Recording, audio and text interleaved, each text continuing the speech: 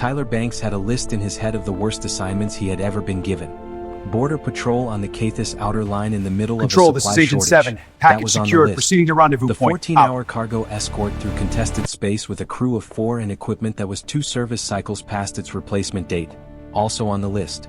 The 3-week perimeter assignment on a station where the environmental controls kept dropping the temperature to levels that made everyone quietly miserable. Definitely on the list. He had not previously included Royal Bodyguard duty because it had never come up before. He was adding it now. Somewhere near the top. The briefing had been short and not particularly informative. Political arrangement between the Human Diplomatic Corps and the Vehari Royal House. Gesture of mutual cooperation. Sergeant Banks selected for his record and his clearance level. Report to the Palace East Wing at 0800. Dress uniform, translator unit fully charged. Any questions? Tyler had several questions. He asked none of them because the look on his crew chief's face made it clear that the decision had already been made at a level considerably above both of them, and the only appropriate response was yes sir and a clean salute. So here he was. The dress uniform was the first problem. It fit correctly in the technical sense, the right size, the right measurements, but it was designed for formal ceremonies that lasted 2 hours maximum, and he had now been wearing it for 6.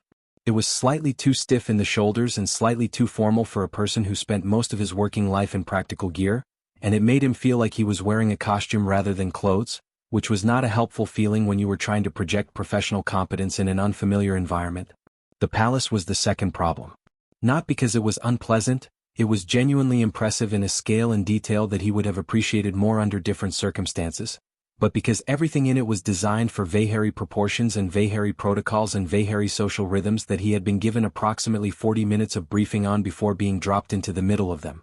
He was 2 steps behind Princess Lara at all times as instructed, which meant he was also 2 steps behind every social cue and unspoken rule in every room they entered. Princess Lara moved through the court like someone who had been doing exactly this since before she could form memories of not doing it. Fluid and precise and perfectly calibrated to every room, the right amount of acknowledgement for each person, the right posture for each setting, the right expression for each moment. She was maybe 25 by human reckoning, tall in the way most Vehari were, with the silver-gray complexion of her people and the kind of composure that didn't look performed because it had been built so deep it had become structural. She had not directly acknowledged Tyler since the first morning when she had looked at him for approximately 3 seconds in the way you look at something new in your environment, noting it, filing it, moving on. The Vehari Senior Council had been considerably more communicative about their feelings, which they expressed entirely through the medium of not quite looking at him. The slight angle of a body turned fractionally away. The conversations that paused when he entered a room and resumed when he found his position at the wall. The way certain advisors addressed Lara in rooms where Tyler was stationed as if he were a piece of furniture that happened to be standing near the door. Their opinion of a human guard in the royal household was clear. They found it unnecessary, unsophisticated, and mildly insulting to the standard of the court.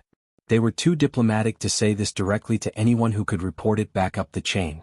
But diplomacy is mostly just manners placed over an attitude, and Tyler had been reading attitudes his entire career. He mentioned none of this to anyone.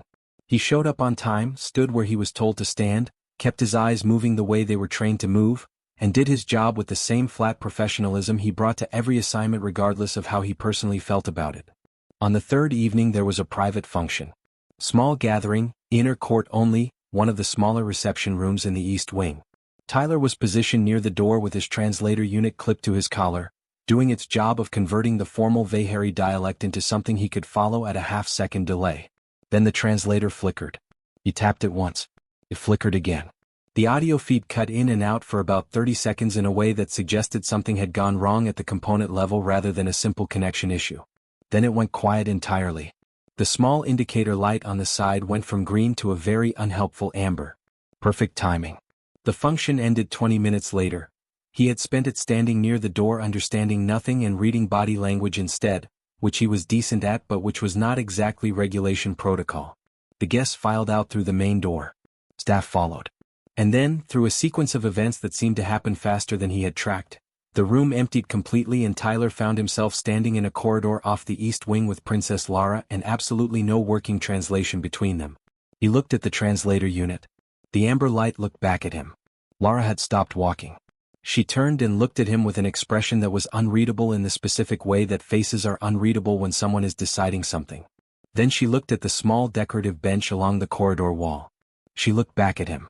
She raised one eyebrow, a single, clean, unmistakable gesture that required no translation at all. Tyler looked at the bench. He looked at her. He sat down. She nodded once, very slightly, and sat down at the other end of it. Not close. Just on the same bench. In the same corridor. In the same moment, for the first time since this assignment started, without any protocol or formal structure organizing the space between them.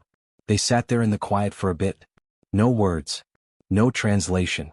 Just two people in a corridor at the end of an evening, existing in the same space without performing anything for anyone. It was, Tyler thought, the most straightforward interaction he had experienced in 3 days. Which said something about the previous 3 days that he decided to think about later. The translator went in for repair on Monday morning. The palace technician who looked at it turned it over in his hands for about 30 seconds, made a sound that needed no translation, and told Tyler through a colleague acting as interpreter that the internal relay component had failed and the part needed to be sourced. 2 days minimum. Possibly 3. Tyler thanked him, clipped the dead unit back to his collar out of habit and went back to work. Working without a translator in a royal palace where every conversation happened in formal Vehari dialect was an interesting experience. Not impossible, just different. It stripped everything back to the layer underneath language, which Tyler had always privately believed was more informative anyway. You stopped listening for words and started listening for everything else. Pace. The rhythm of an exchange. Whether the pauses were comfortable or loaded. Whether the people in a room were talking with each other or at each other. Whether the energy was moving forward or circling something it didn't want to land on directly. Tyler had grown up in a house where a lot of important things got communicated without being said out loud. He had spent 12 years in the Corps where reading a room quickly was not a skill but a survival habit. He was, without particularly trying to be, very good at understanding situations that weren't being explained to him. So he stood outside closed doors and he listened to the shape of what was happening on the other side of them. Monday was a series of short meetings. Administrative, from the feel of them, quick exchanges, businesslike, nothing that lingered. He stood at his post, watched the corridor, and kept his eyes moving the way he always did. Tuesday was different. The council chamber session started at midday. Lara went in with 2 senior advisors. The door closed. Tyler took his position outside it, standard placement, left side of the door, back to the wall, sight line down both directions of the corridor. Routine. He had stood outside this door 4 times already since the assignment started. This time was not routine. He heard it about 15 minutes in. Not words, the door was solid and the chamber was built for privacy. But sound carries differently than people expect, especially through the gap at the base of a door and the subtle vibration of walls that aren't quite as thick as they appear. He couldn't catch content. He caught something else. There is a particular quality to a conversation where the power is entirely on one side. Where the people speaking have already made a decision and the conversation is not actually a discussion but a delivery, the form of dialogue without the function of it. Tyler had sat through enough command briefings and enough closed-door meetings at various points in his career to know exactly what that sounded like. The rhythm of it was distinctive. Confident, unhurried voices moving through predetermined points. No real back and forth. No genuine negotiation in the pauses. And underneath it, something else. A quieter register. One voice. Younger, controlled, the particular control of someone who has learned that certain rooms do not reward visible reaction. Saying very little. The silence of that voice was louder than everything else. Tyler stood at the door and kept his face neutral and his posture standard and felt something settle into a cold, flat recognition in his chest. He knew this sound. He had heard it in different rooms, in different buildings, in different systems, in different languages. The sound of a room full of people deciding the shape of someone else's future while that person sat in the room and was not actually part of the conversation. The session ended 40 minutes after it started. The door opened. The 2 advisors came out first, moving with the efficient forward energy of people who had accomplished what they came to do. Then Lara. Her face was composed. Completely, perfectly composed. The kind of composure that has been so thoroughly practiced it no longer looks like effort because it has been built into the default expression, the resting state, the automatic setting that activates in any room with an audience. Tyler had been watching her face for 3 days. He knew what her composed face looked like. This was the composed face with something working very hard behind it. His eyes went to her hands. They were at her sides. Still, not relaxed still, not natural still, but the deliberate calculated stillness of hands that have been specifically instructed by the brain to remain exactly where they are and not do anything that gives anything away. The tendons in her wrists had attention to them that the rest of her body was carefully not echoing. 3 seconds of observation. He filed all of it without moving his face. She walked. He fell into step 2 paces behind her the way he always did, the standard bodyguard position, same as every other time they had moved through this corridor. Nothing different about his posture. Nothing different about his pace. Everything exactly as it always was. They walked in silence for a while. The corridor turned left past a set of tall windows that looked out over the lower palace gardens. The afternoon light came through at a low angle and made long rectangles on the floor. Lara glanced sideways at him. Not quickly, not the brief checking glance of someone making sure their guard was still in position.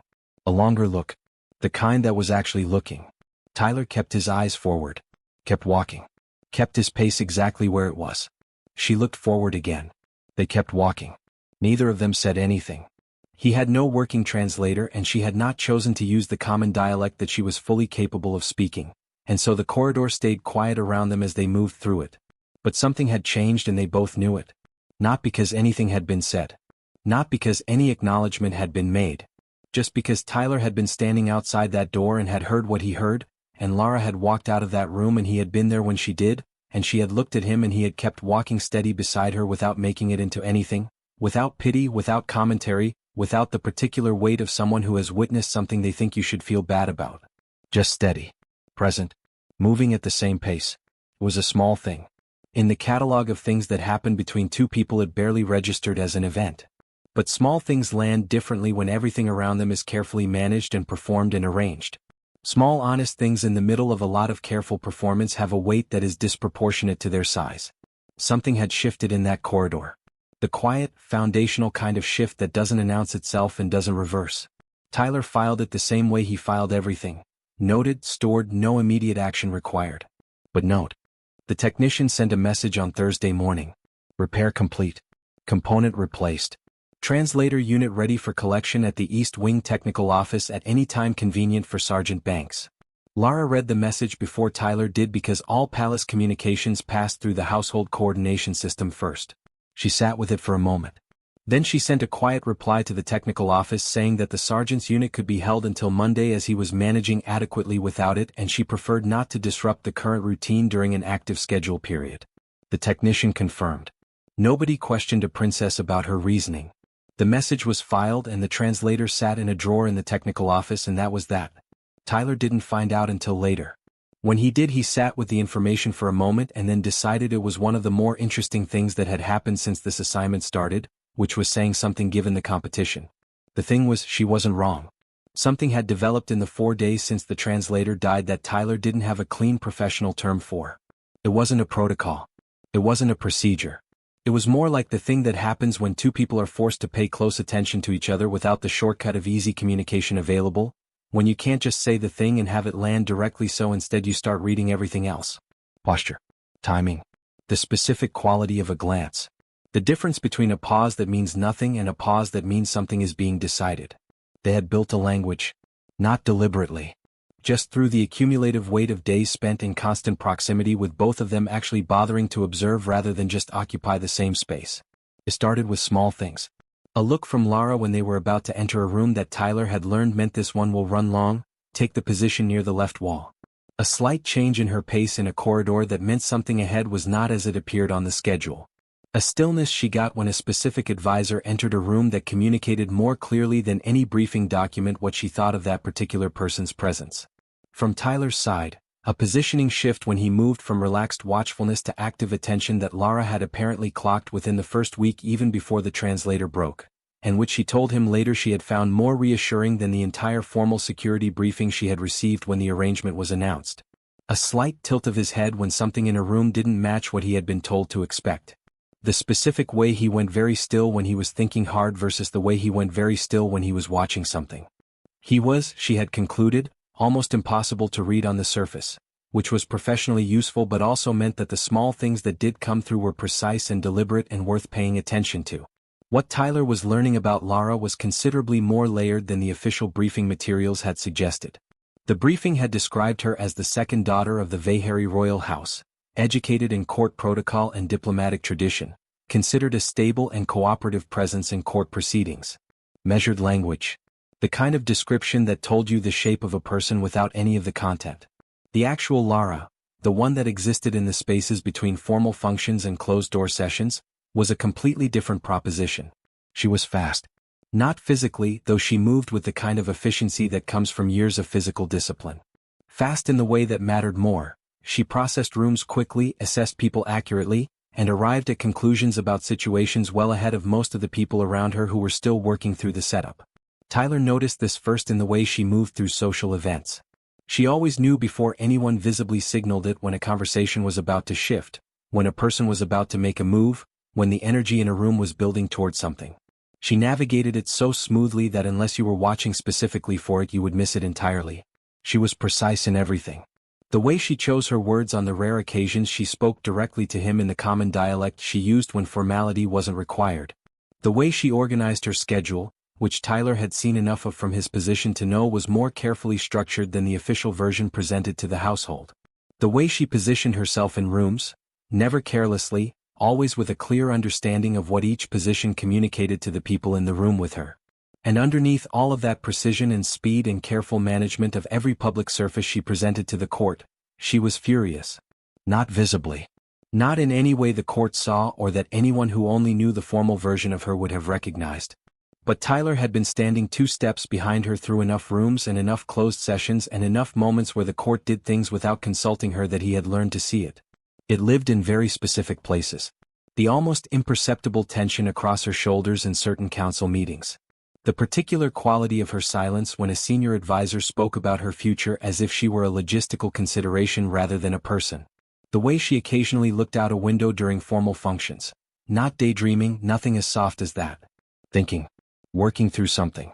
The look of a mind that has a great deal to say and a very limited number of sanctioned places to say it. He had concluded somewhere around day 6, one of the sharpest people he had been in close proximity to in 12 years of core service. And the court that surrounded her had systematically arranged things so that quality was as invisible as possible. He found that interesting in the way that you find a pressure gauge building toward a number interesting. Not alarming yet, but worth watching. On Friday afternoon they were waiting in a corridor outside a function that had run late. Lara had a small leather folio in her hands that she carried to certain meetings. He had seen her review it before sessions. She opened it, looked at something, and then without looking up made a brief gesture with 2 fingers that he had learned meant come here, look at this.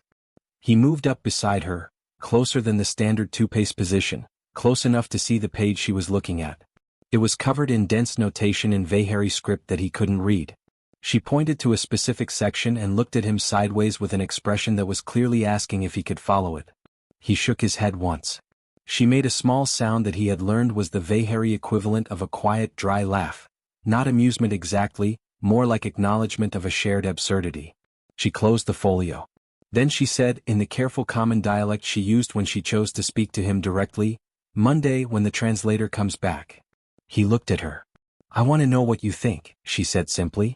About the session schedules. You have been standing outside these rooms for 2 weeks. I want to know what you have observed. Tyler considered that for a moment. Nobody in this palace had asked him what he thought about anything since he arrived. Monday, he agreed. She nodded once and looked back at the closed function door. He returned to his 2-pace position. But something had shifted again. Forward this time. Deliberate and quiet and entirely without ceremony, the way the most important things usually moved. The notice went out on Tuesday evening. Formal court session. Full attendance required. Senior counsel, household advisors, diplomatic representatives, all junior court members. Wednesday morning, the Great Hall, ceremonial format. The kind of notice that in palace language meant this is significant and attendance is not optional even for the people it describes as optional. Tyler read the session brief that came through the household coordination system. A single page, formal language, light on specifics. Political arrangement finalized. Details to be announced at session. Princess Lara to be present at the front of the court for the duration. He read it twice. Then he set it down and went to check his uniform. The translator had come back on Monday the way Lara said it would. He had clipped it to his collar, run the standard test sequence, confirmed it was working. He had used it exactly twice since then. Once to follow a technical maintenance briefing about the East Wing security systems, once during a brief exchange with a palace administrator about schedule changes. Both times he had found himself reading the room alongside it rather than through it, the translator running in the background like a confirmation system rather than a primary source. 3 weeks of operating without it had rewired something in the way he processed information in this environment. It had stopped being a crutch and become a supplement. He didn't think that was a bad development. Wednesday morning, the Great Hall filled up with a different quality of noise than the usual court functions. More people, more formality, the particular energy of an occasion that everyone present understands to be a moment rather than just a meeting. The hall was large, the largest space in the palace, used specifically for announcements and ceremonies that needed to carry weight through sheer scale. High ceilings, long sight lines, acoustics that made every sound deliberate. The kind of room that made whatever happened in it feel significant whether it was or not. Tyler took his assigned position at the right wall, 2/3 of the way toward the front. Standard placement for a formal session, visible without being central, near enough to move quickly if necessary. He had stood in this exact spot twice before for smaller functions. He knew the layout, the exit points, the positions of the other security staff. He did what he always did when he entered a room. He read it. The senior counselors were arranged at the front in a formal configuration that was used for official announcements.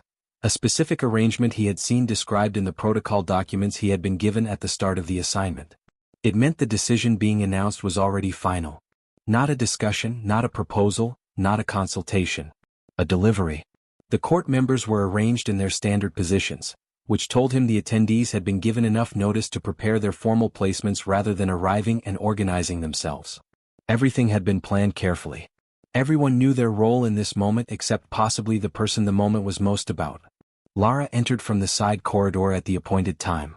She was dressed in full formal court attire, the deep layered fabric with the silver detailing at the collar and cuffs that she wore for the highest level functions. Her posture was straight and unhurried. Her expression was the composed one, the deep-set default that he had spent 3 weeks learning to read underneath. She walked to her designated position at the front of the hall, to the left of the council formation. The position that meant she was present as a principal rather than an observer. The position that looked like inclusion and functioned as display. Tyler watched her walk. He watched her arrive at the position and turn to face the hall. He watched her hands settle at her sides. His eyes stayed on her hands. Still.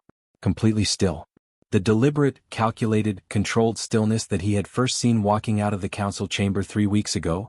The stillness of hands that have been specifically and consciously instructed to remain exactly where they are regardless of what the rest of the body is processing.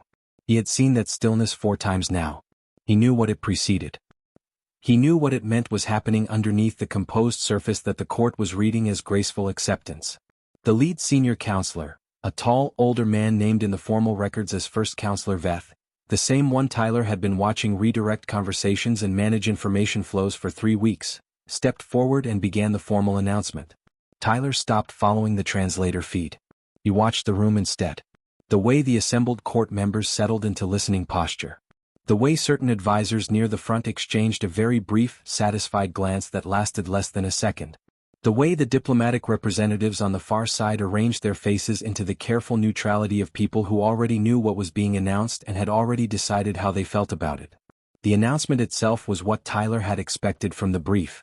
A political arrangement formalizing Lara's role in the outer system governance structure, reducing her direct authority over 3 key administrative regions, redistributing those responsibilities to council-appointed oversight bodies, framing the whole thing in language about stability and coordinated governance that sounded collaborative and was the opposite.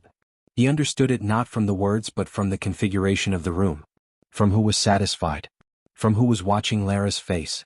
From the quality of the silence as the announcement progressed. The comfortable silence of people who are hearing exactly what they arranged to hear. The counselor was approximately 2/3 through the prepared statement. The court was arranged and patient and entirely certain about how the next 10 minutes were going to go. Tyler looked at Lara. Her hands were still at her sides. Same deliberate stillness. But something had changed in the quality of it. The stillness of the past 3 weeks had been the stillness of containment, of something being held carefully in place. This was different. This was the stillness of something that had finished being contained. The specific stillness of a person who has made a decision and is simply waiting for the correct moment. He recognized it the way you recognize something you have been watching build for a long time. His posture at the wall did not change. His expression did not change. He did not move or signal or do anything that the room could observe. But something in his chest settled into a very particular kind of attention. Not alarm. Not concern. Something quieter than that and considerably more interested. The counselor reached the end of a formal section and paused. The brief rhetorical pause built into ceremonial announcements that existed to let the weight of what had just been said settle over the room. In that pause, Lara opened her mouth. Not loudly. Not with any visible agitation or drama. She simply began to speak, in a clear, even, perfectly modulated voice that carried through the great hall's acoustics with complete precision. The counselor stopped. The court went very still. And Tyler, standing at the right wall with his arms loose at his sides and the translator running quietly in his ear, felt the corner of his mouth move in a way that he controlled almost immediately. Almost. The great hall went quiet in the specific way that large rooms go quiet when something unexpected happens in them. Not all at once.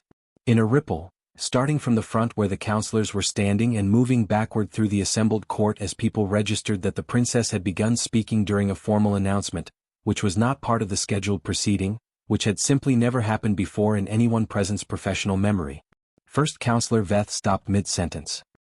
He turned his head toward Lara with the slow, careful movement of a man who was giving himself time to arrange his expression before anyone saw it. He almost managed it. Almost. Lara did not look at him. She looked at the court. Her voice was level and clear and unhurried. The acoustics of the great hall were designed to carry a single voice across the full space without effort, and hers moved through the room with complete precision. Not loud, not forceful, just present in every corner simultaneously. She began with the legal framework. The first statute she cited was a Vehari governance code that had been written approximately 200 years ago and that established minimum consultation requirements for arrangements directly affecting a member of the royal house. She cited it by number, by section, and by the specific clause that applied to the arrangement that had just been announced. Her pronunciation of the formal legal terminology was exact. She had clearly not looked this up recently. She had clearly been living with it for a while. The court was still. The kind of stillness that is not relaxed. Tyler stood at the right wall and watched. He had switched the translator to full active mode the moment she started speaking. He wanted every word, not the general shape of them. He kept his arms loose at his sides and his posture standard and his face neutral, and he listened to her dismantle the council's position piece by careful piece with the particular attention of someone who has been waiting 3 weeks for this moment and is finding it to be exactly what he expected. The second statute she cited covered the administrative authority structure of the outer systems and the specific conditions under which regional governance responsibilities could be redistributed. She walked through the conditions clearly. Then she walked through which of those conditions had not been met in the arrangement just announced. Not as accusations, as observations.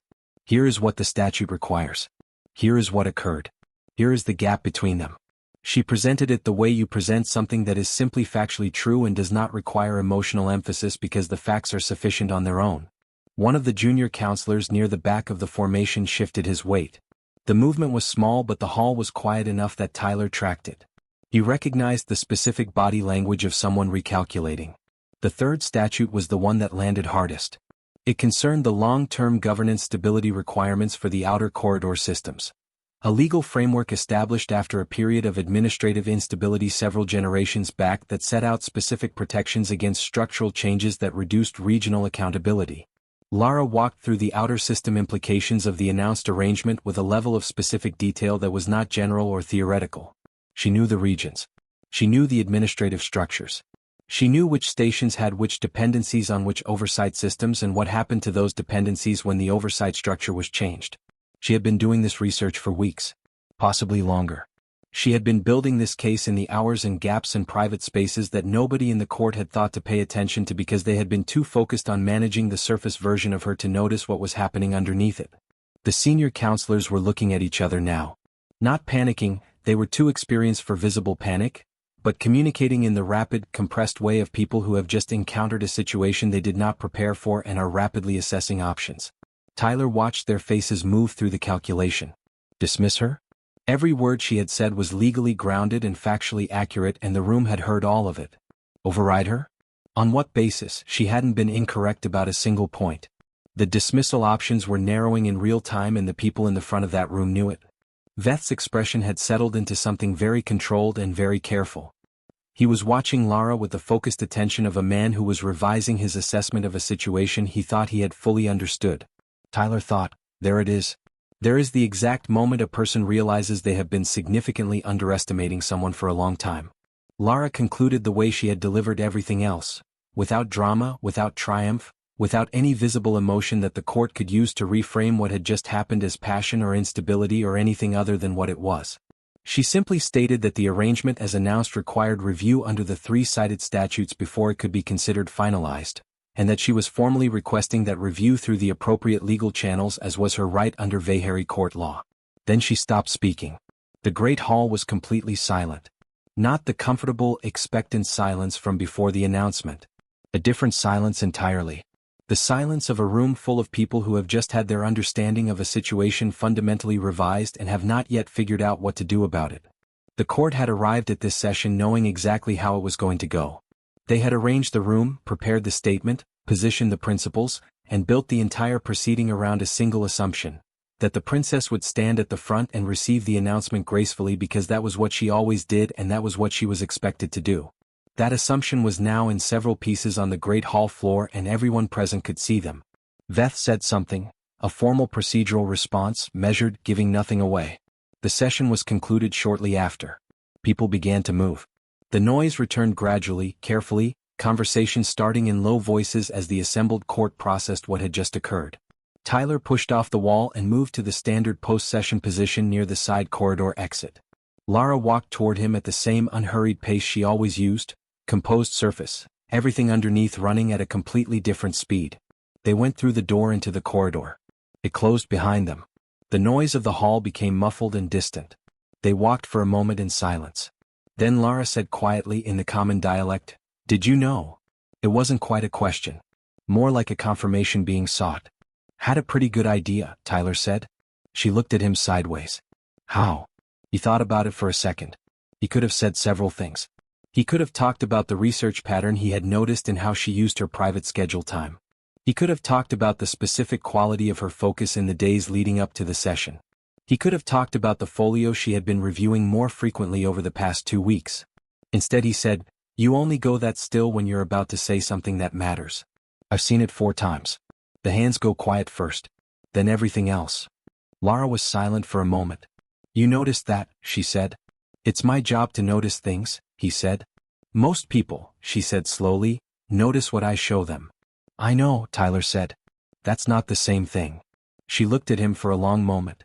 Not the assessing look she used in court, not the measured professional attention she gave to most interactions.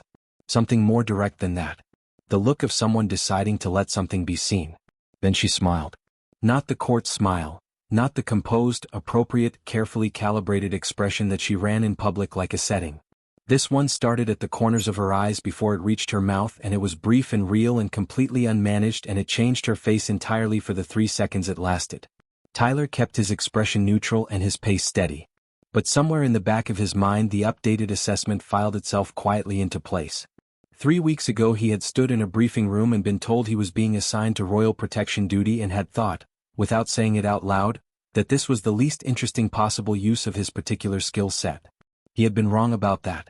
Fairly comprehensively wrong as it turned out. He kept walking. She kept walking. The corridor stretched ahead of them into the ordinary afternoon business of the palace, which was about to be considerably less ordinary than it had been for the past several years. Tyler decided that was probably fine. More than fine, actually.